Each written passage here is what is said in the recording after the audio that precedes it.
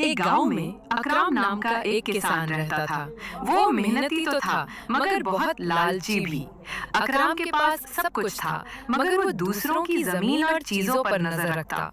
उसके दिल में हमेशा लालच बढ़ती जाती। एक दिन वो खेत खोद रहा था कि अचानक उसे मिट्टी में से सोने का एक सिक्का मिला। अकराम की आंखों में खुशी की चमक आ गई। उसने सोचा, अगर एक सिक्का यहाँ है तो बाकी भी जरूर जमीन में छुपे होंगे। उसके दिल में लालच की आग भड़क उठी।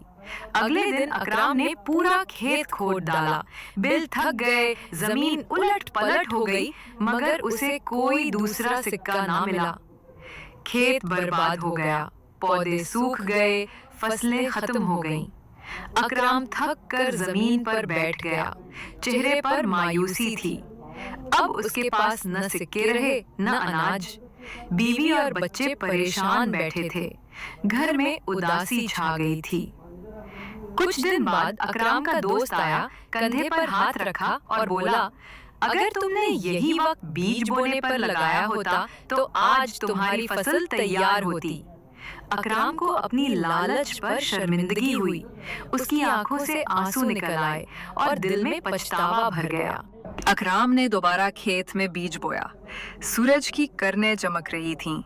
हवा में उम्मीद थी।